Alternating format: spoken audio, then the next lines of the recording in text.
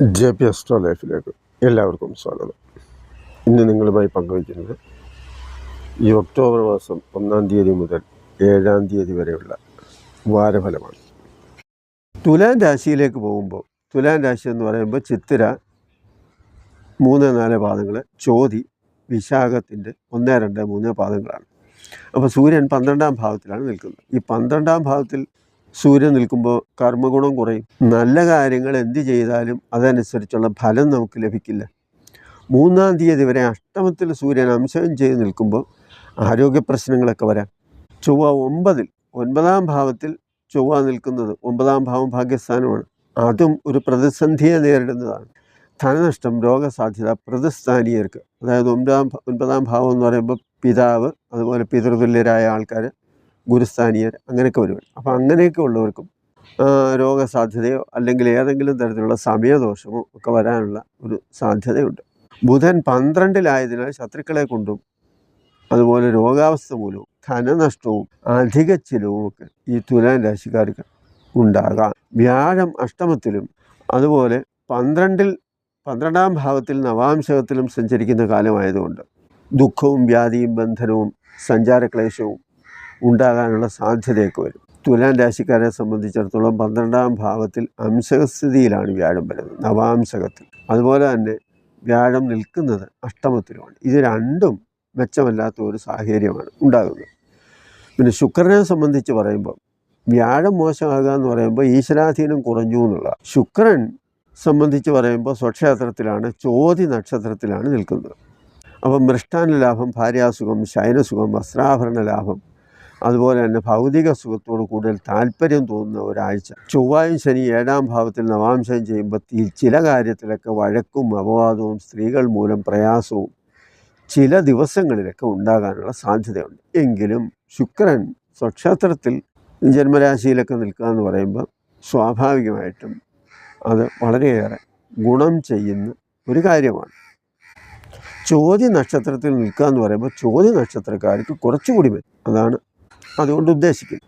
5-ലെ ശനി, 5-ാം ഭാവത്തിൽ നിൽക്കുന്ന ശനി എന്ന് പറയുമ്പോൾ 5-ാം ഭാവം മനസ്സും സന്താനങ്ങളും ഒക്കെയാണ്. അപ്പോൾ അതിനെ സംബന്ധിച്ചൊക്കെ ചില പ്രയാസങ്ങളും ചില വിഷമതകളും ഒക്കെ ഉണ്ടാകാനുള്ള സാധ്യതയും ഈ ആഴ്ചയിലുണ്ട്. വൃശ്ചികൻ രാശിക്കൂറുകാരെ സംബന്ധിച്ച് പറയുമ്പോൾ വൃശ്ചികൻ രാശി എന്ന് പറയുമ്പം വിശാഖത്തിൻ്റെ 4-ാം പാദം, അനിഴം, കേട്ട, ഇതാണല്ലോ വൃശ്ചികൻ രാശി. വൃശ്ചികം രാശിക്കാർക്ക് സൂര്യൻ 11-ാം ഭാവത്തിലാണ്, 7-ലും 8-ലും നവാംശകം ചെയ്ത് നിൽക്കുന്നുണ്ട്. അപ്പോൾ 11-ാം ഭാവത്തിലെ സൂര്യൻ വളരെയേറെ നല്ല ഫലങ്ങൾ തരുമ്പോൾ 7-ാം ഭാവത്തിലും 8-ാം ഭാവത്തിലും നവാംശകം ചെയ്യുന്നത് ഒരു നല്ല ലക്ഷണമെന്ന് പറയാനൊന്നും പറ്റത്തില്ല. 11-ലെ സൂര്യൻ സ്ഥാനാന്തരപ്രാപ്തി, ഐശ്വര്യം, രോഗശമനം, പല വിധത്തിലുള്ള ധനലാഭം ഇങ്ങനെയൊക്കെ തരുമ്പോൾ അംശകസ്ഥിതി അത്ര മോശമല്ല. ആരോഗ്യ പ്രശ്നങ്ങളൊക്കെ ഉണ്ടാകും. കാൽമുട്ട്, പാദം, കഴുത്ത് തുടങ്ങിയ ഭാഗങ്ങളിൽ വേദനയോ നീർക്കെട്ടോ ഒക്കെ വരാനുള്ള സാധ്യത. അഷ്ടമത്തിലെ ചൊവ്വ രക്തദൂഷ്യവും കുരുക്കളും മുറിവും ഒക്കെ ഉണ്ടാക്കാനുള്ള സാധ്യത. ആരോഗ്യസ്ഥിതി പൊതുവെ മോശം എന്ന് നമുക്ക് ചിന്തിക്കാം. ബുധൻ 11-ാം ഭാവത്തിൽ നിൽക്കുന്നത് പലവിധ ലാഭവും, വിദ്യാർത്ഥികൾക്ക് ഉന്നത വിജയവും, തൊഴിൽ സാധ്യതയും, വിദ്യാഗുണവും, അതുപോലെ ബന്ധുക്കളുടെ സഹായവും അവരുടെ ഒരു കൂട്ടായ്മയും ഒക്കെ ഉണ്ടാകുന്ന ഒരാഴ്ചയാണ്. അഷ്ടമത്തിൽ ബുധൻ നവാംശകം ചെയ്ത് നിൽക്കുന്നതും അവിടെ ബുധൻ്റെ യോഗമെന്ന് പറയുന്നത് പ്രഷർ മുതലായിട്ടുള്ള ആരോഗ്യ സംബന്ധമായ പ്രശ്നങ്ങൾ, അതുപോലെ മാനസിക പ്രശ്നങ്ങൾ, ഇങ്ങനെയൊക്കെയുള്ള കാര്യങ്ങളുണ്ടാകാം. ചില അഭിപ്രായ വ്യത്യാസങ്ങൾക്കും ഈ ബുധൻ കാരണമായിട്ട് വരാം. പിന്നെ ബന്ധുക്കളെയും സുഹൃത്തുക്കളെയും ഒക്കെ സൂചിപ്പിക്കുന്ന കാര്യമാണ്. അവരുമായിട്ടൊക്കെ ചില ഭിന്നതകളൊക്കെ ഉണ്ടാകും. 7-ാം ഭാവത്തിൽ വ്യാഴവും 11-ൽ വ്യാഴദൃഷ്ടിയും നവാംശക ബന്ധവും വരുന്നത് ബുദ്ധിപരമായ കഴിവും പലവിധ ലാഭവും സന്താനങ്ങളുടെ വിദ്യാഭ്യാസത്തിനും അതുപോലെ തന്നെ ഗുണങ്ങൾക്കും വേണ്ടി ധനം കണ്ടെത്താനും സന്താനങ്ങൾക്ക് പണം ചിലവഴിക്കാനുമുള്ള നല്ല കാര്യങ്ങൾക്ക് വേണ്ടി, പഠനത്തിനോ ജോലിക്കോ അങ്ങനെയൊക്കെയുള്ള കാര്യത്തിൽ ചിലവഴിക്കാനും വേണ്ടിയൊക്കെയുള്ള ഒരു സാഹചര്യം വരും. ഉന്നത ബന്ധത്തിലുള്ളവരുടെ വിവാഹം എന്ന് പറയാൻ നല്ല വിവാഹബന്ധമായിരിക്കും. അതുപോലെ തന്നെ യാത്ര കൊണ്ട് ഗുണമുണ്ടാകും. ശുക്രൻ സ്വക്ഷേത്രവാനായി 12-ാം ഭാവത്തിലാണെങ്കിലും എല്ലാവിധ സുഖ സൗകര്യങ്ങളും ലഭിക്കും. കാരണം 12-ാം ഭാവം ശുക്രനെ സംബന്ധിച്ചൊരു മോശ സ്ഥാനമല്ല. ധനലാഭം, സ്ത്രീസുഖം, വസ്ത്രാഭരണ ലാഭം, ശയനസുഖം, ബന്ധുക്കളുടെ ഒത്തുചേരൽ, അതുപോലെ സ്ത്രീകൾ മൂലം കാര്യസാധ്യം, സഹായം മുതലായവയെല്ലാം ഈ ശുക്രൻ നൽകുമ്പോൾ 5-ലെ രാഹു 5-ാം ഭാവത്തിൽ നിൽക്കുന്ന രാഹു എന്ന് പറഞ്ഞാൽ സന്താന വിഷയത്തിലോ മറ്റു കാര്യങ്ങളിലോ മനക്ലേശത്തെ ഉണ്ടാക്കുന്ന ഒരു കാര്യമാണ്. കണ്ടകശനി ആയതുകൊണ്ട് 4-ലെ ശനി അത്ര മെച്ചമല്ല. എന്നാലും 3-ാം തീയതി വരെ 6-ൽ നവാംശകം ചെയ്ത് നിൽക്കുന്നത് പൊതുവെ നല്ലതാണ്. ധനു രാശിക്കാരെ സംബന്ധിച്ചിടത്തോളം മൂലം, പൂരാടം, ഉത്തരാടത്തിൻ്റെ 1-ാം ഭാവം, അതാണല്ലോ ധനിക്കൂറ്. അപ്പോൾ 10-ാം ഭാവത്തിലെ സൂര്യൻ, 10-ൽ സൂര്യൻ കർമ്മസ്ഥാനത്താണ്. കർമ്മസ്ഥാനത്ത് സൂര്യൻ നിൽക്കുക എന്ന് പറഞ്ഞാൽ വളരെയേറെ ഐശ്വര്യവും വളരെ നല്ല ഗുണങ്ങളും ഉണ്ടാകും. കർമ്മഗുണവും സർക്കാർ സംബന്ധമായ കാര്യങ്ങൾ, കാരണം സൂര്യൻ സർക്കാരിൻ്റെയും വൈദ്യകാരകത്വം ഉള്ളതാണ്. അപ്പോൾ ആരോഗ്യ സംബന്ധമായിട്ട് ജോലി ചെയ്യുന്നവരെ, സർക്കാർ സംബന്ധമായിട്ട് ജോലി ചെയ്യുന്നവരെ, ഇവർക്കൊക്കെ നല്ല ഗുണവും ഏതെങ്കിലും തരത്തിലുള്ള മെച്ചപ്പെട്ട അനുഭവങ്ങളുമൊക്കെ ഉണ്ടാകും. 3-ാം തീയതി കഴിഞ്ഞ് 7-ൽ സൂര്യൻ അംശം ചെയ്യുന്നതും 7-ൽ ചൊവ്വ നിൽക്കുന്നതും ഉദരവ്യാധിയും യാത്ര കൊണ്ട് പ്രയോജനം കിട്ടാത്ത ഒരു അവസ്ഥയും ഉണ്ടാകും. ധനു രാശിക്കാരെ സംബന്ധിച്ചിടത്തോളം സൂര്യൻ 7-ാം ഭാവത്തിലും 6-ാം ഭാവത്തിലുമൊക്കെയാണ് അംശം ചെയ്തിരിക്കുന്നത്. അപ്പോൾ 7-ാം ഭാവത്തിൽ ചൊവ്വ കൂടി നിൽക്കുന്ന, മിഥുന രാശിയിലാണല്ലോ ചൊവ്വ കൂടി നിൽക്കുന്ന സാഹചര്യത്തിൽ 7-ലെ ചൊവ്വ എന്ന് പറയാൻ പങ്കാളിയെ സൂചിപ്പിക്കുന്ന ഒരു കാര്യമാണ്. അതുപോലെ വിവാഹത്തിന് ഏതെങ്കിലും തരത്തിൽ നിശ്ചയിച്ചിട്ടുണ്ടെങ്കിൽ മാറ്റിവെക്കാനോ അല്ലെങ്കിൽ തടസ്സമോ ഒക്കെ ഉണ്ടാകുന്ന ഒരു സാഹചര്യം വരാം. മാനസികമായ ചെറിയ പ്രശ്നങ്ങളും ദമ്പതിമാരിൽ ഉണ്ടാകാം. കാരണം 7-ാം ഭാവത്തിലെ ചൊവ്വ അങ്ങനെയൊക്കെ സൂചിപ്പിക്കുന്നതാണ്. അത് വലുതാകാതെ ശ്രദ്ധിക്കുക എന്നതാണ് നമുക്ക് ചെയ്യേണ്ട കാര്യം. അതുകൊണ്ടാണ് ഇതൊക്കെ പറയുന്നത്. ബുധൻ 10-ൽ നിൽക്കുന്നത് വളരെ നല്ലതാണ്. വിദ്യാഭ്യാസം കഴിഞ്ഞ് തൊഴിലിന് ശ്രമിക്കുന്നവർക്കും അതുപോലെ തന്നെ പ്രമോഷൻ ടെസ്റ്റ് ഇങ്ങനെയൊക്കെ ഉള്ളത് എഴുതുന്നവർക്കും ഉന്നത വിദ്യാഭ്യാസത്തിന് ശ്രമിക്കുന്നവർക്കുമൊക്കെ നല്ല സമയമാണ്. ആഴ്ചയുടെ മധ്യം മുതൽ ബന്ധുക്കളുമായി അല്പം അകൽച്ചയോ കലഹമോ സുഹൃത്തുക്കളുമായി ചെറിയ പിണക്കമോ ഒക്കെ സംഭവിക്കാനുള്ള സാധ്യതയുണ്ട്. 6-ാം ഭാവത്തിലാണ് വ്യാഴം നിൽക്കുന്നത്. 10-ൽ നവാംശകം ചെയ്തും നിൽക്കുന്നുണ്ട്. അപ്പോൾ എന്തൊക്കെ ഉണ്ടായാലും ഒരു മനസ്സിനൊരു തൃപ്തിയും ഒരു സുഖവും ലഭിക്കാത്ത ഒരാഴ്ചയാണ്. അത് ഈശ്വരാധീനം അത്ര മെച്ചമല്ലാത്ത ഒരാഴ്ച. അതിനുള്ള സാഹചര്യമാണ്. ആ സാഹചര്യം എന്തെല്ലാം കാര്യങ്ങളൊക്കെ ഉണ്ടായാലും, പണത്തിന് എളുപ്പം ബുദ്ധിമുട്ട് വരത്തില്ല, ജീവിത സാഹചര്യങ്ങളൊക്കെ ഉണ്ടായാലും മനസ്സിനൊരു തൃപ്തിക്കുറവും ഒരു സുഖക്കുറവും ഒക്കെ ഉണ്ടാകുന്ന ഒരാഴ്ചയാണിത്. ബുദ്ധിമോശം മൂലം പല പ്രയാസങ്ങളെയും നേരിടാം. ആലോചനയില്ലാതെ പെരുമാറുന്നത് കൊണ്ടും പ്രശ്നങ്ങളുണ്ടാകാം. നല്ലതിനു വേണ്ടി ചെയ്യുന്ന ഏത് കാര്യമായാലും ചിലപ്പോഴൊക്കെ തിരിച്ചടിയാകാം.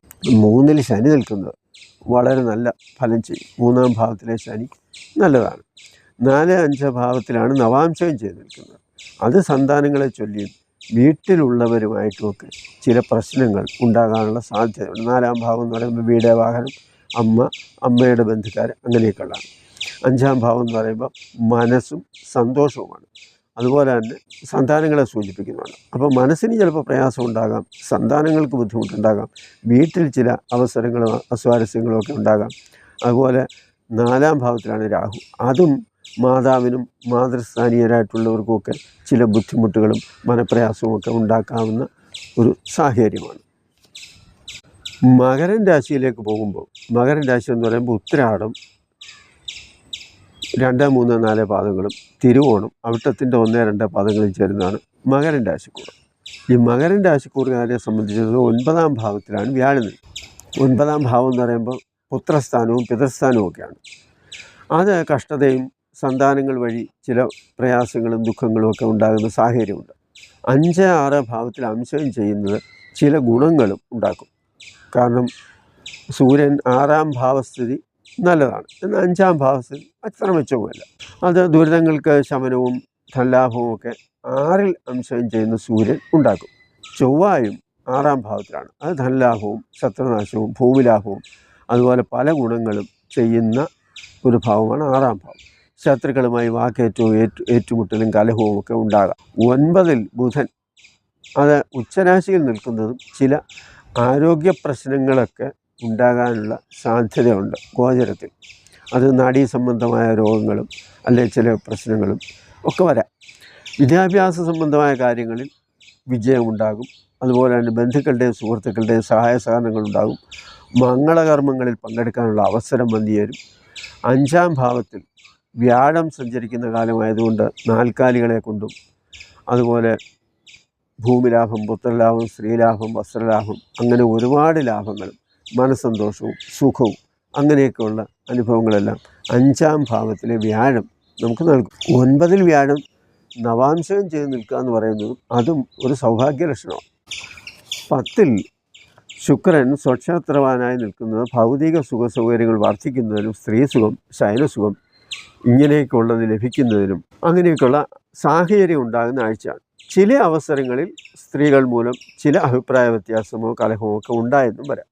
2, 3, 4 ഭാവങ്ങളിൽ നവാംശകം ചെയ്ത് നിൽക്കുന്ന കുടുംബസുഖം, ധനലാഭം, സഹോദര ഗുണം, പരിസരവാസികളുടെ സഹായം, വീട്ടിൽ കൂടുതൽ സുഖസൗകര്യങ്ങളും ഗൃഹോപകരണങ്ങളുമൊക്കെ മേടിക്കുന്ന അല്ലെങ്കിൽ ലഭിക്കുന്ന ഒരു സാഹചര്യം അങ്ങനെയൊക്കെയുള്ളതാണ് ഈ ശുക്രൻ്റെ സ്ഥിതി.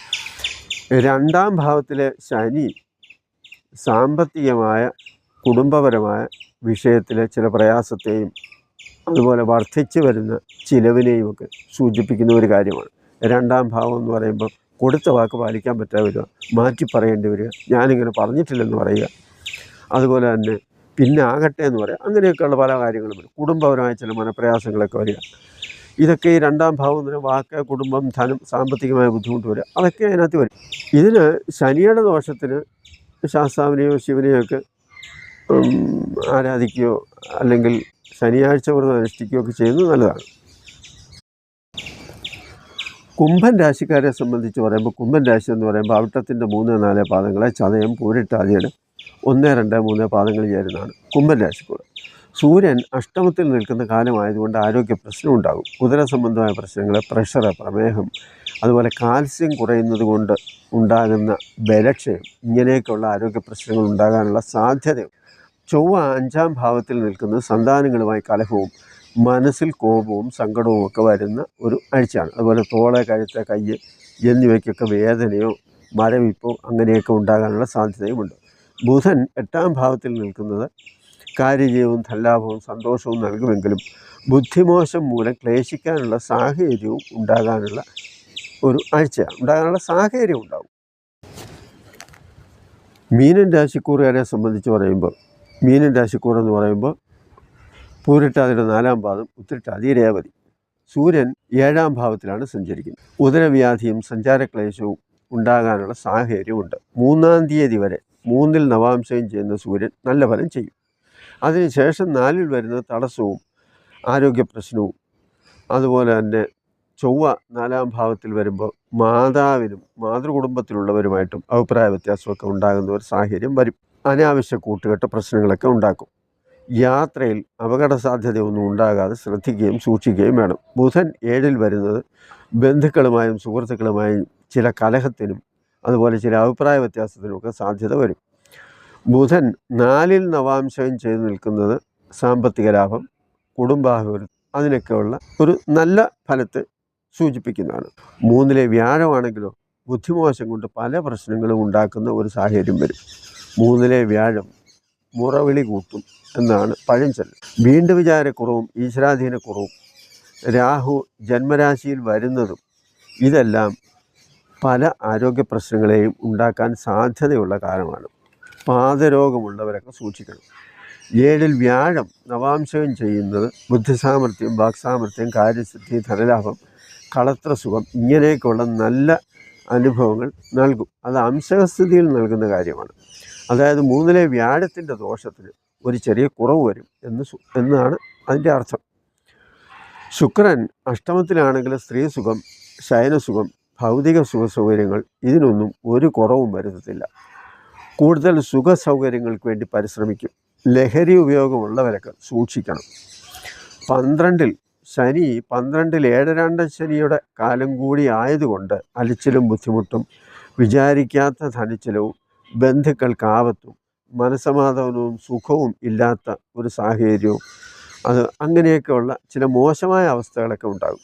അപ്പോൾ അതിനെന്താണ് ചെയ്യേണ്ടതെന്ന് വെച്ചാൽ ശനിയാഴ്ച വ്രതം അനുഷ്ഠിക്കുക, ശാസ്താവിനെയും ശിവനെയും പ്രാർത്ഥിക്കുക, വഴിപാട് നടത്തുക, ക്ഷേത്രദർശനം നടത്തുക, ഇങ്ങനെയൊക്കെയുള്ള കാര്യങ്ങളാണെങ്കിൽ അതുകൊണ്ടൊക്കെ ഒരു നല്ല അനുഭവം ഉണ്ടാകും.